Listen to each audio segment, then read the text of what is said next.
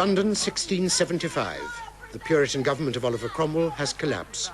15 years earlier, the exiled Charles Stuart had been restored to the throne as King Charles II. We are in that period known as the Restoration.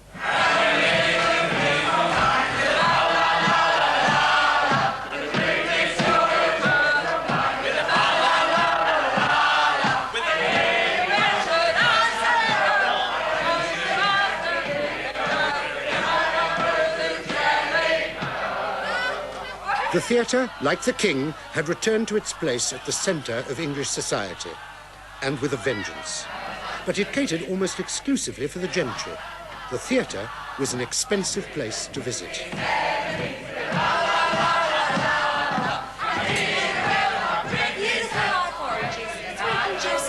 Divert yourself with that vizard meantime. Some whore, I warrant you. Or a chambermaid dressed in her latest old clothes. The audience went as much to be seen as to see. The theatre was a place to meet and talk, and taking its cue from the King, a place, frankly, to chat up members of the opposite sex. Hideous storm! Sensation!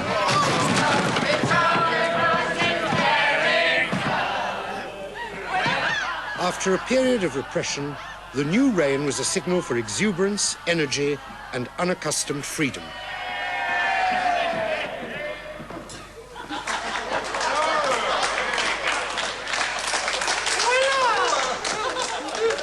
The best seats in this sort of theatre were on the stage itself. Who have we here? Pinchwife!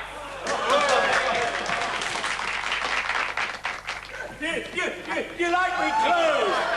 French cloth! The actors had a hard time of it, and often the stage manager had to intervene.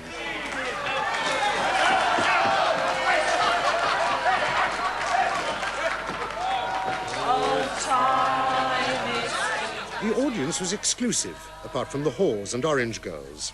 Out of the entire population of London, only a couple of thousand people ever went to the theatre, where the drama on stage and the drama in the auditorium were often interchangeable, the one reflecting the other. In the intervals, the grandees paraded their finery on stage.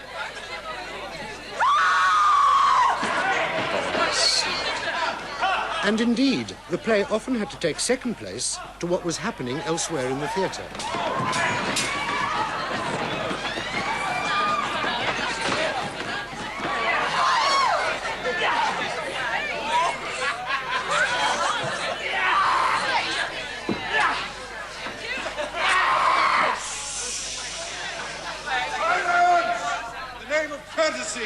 I place silence may continue her role. Anything out of fashionable London was derided and mocked, usually by the town wits.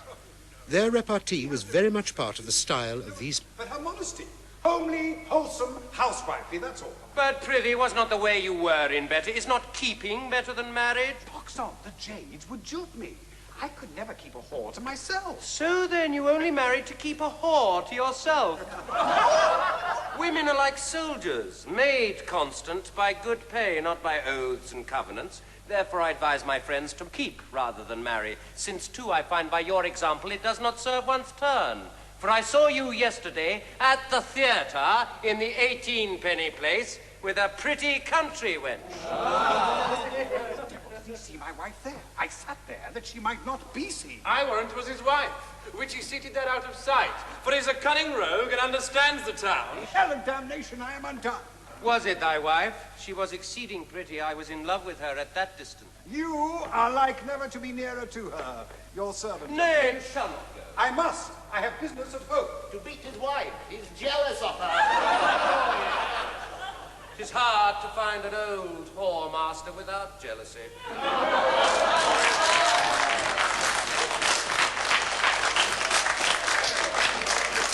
As well as wit, Restoration comedies always told a good, strong story. Here, Pinchwife's knowing sister chaperones the young bride, Marjorie, the country wife of the title. He says he will not let me go abroad for fear of catching the pox. Fie! The smallpox, you should say. But here comes your husband. Oh, dear, dear Bud, welcome home. Why looks thou so gropish? Who has nangered thee? You're a fool. And so she is, for crying for no fault. Poor tender creature. What? You would have her as impudent as yourself. As errant a Jill flirt, a Gara a magpie, and to say all, a mere notorious town woman. Why, pray? Who boasts of any intrigue with me? What lampoon has made my name notorious? I keep no company with any women of scandalous reputation. No, you keep the men of scandalous reputations company. Would you not have me civil? Answer them in a box at the plays, in a drawing room at Whitehall, in St. James's Park, Mulberry Garden. Hopeful. Do not teach my wife where the men are to be found. I bid you keep her in ignorance as I do. I've been dining with her, but she will tell me nothing of the town, though I ask her 1,000 times a day. Were you not talking of plays and players when I came in? You are her encourager in such discourses. Nay, Bud, she chid me just now for liking the player man. Nay, if she be so innocent as to own to me her liking them, there is no hurt in it. My dear, you must love me only, and not be like the naughty town women who only hate their husbands and love every man else. Love plays, visits, fine coaches, fine clothes, fiddles, balls, treats, and so lead a wicked town life. Nay, but if to enjoy all these things be a town life, London is not so bad a place. How? If you love me, you must hate London. The fool forbid me discovering to her the pleasures of the town, and now he's setting her agog upon them himself. Oh, pray, Bud, let's go to a play tonight.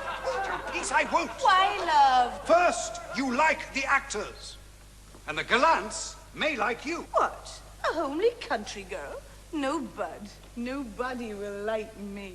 I'll tell you then, that one of the lewdest fellows in town who saw you there told me he was in love with you.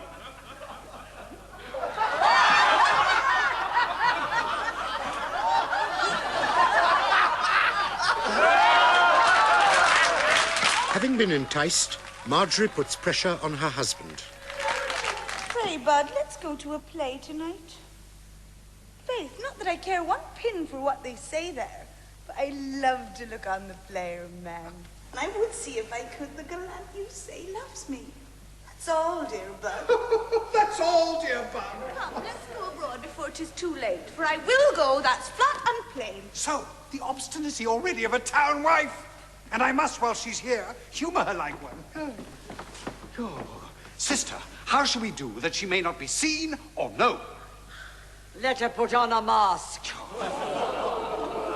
A mask makes people more inquisitive, and her shape, stature, habit will be known. And if we should meet Horner, he will be sure to take acquaintance with us. Must wish her joy, talk to her, kiss her, leer upon her, and the devil and all. Nay, shall we go? For the exchange will be shut, and I've a mind to see that. I have it. I'll dress her up in the suit we are to carry down to her brother. Nay, I know the town tricks.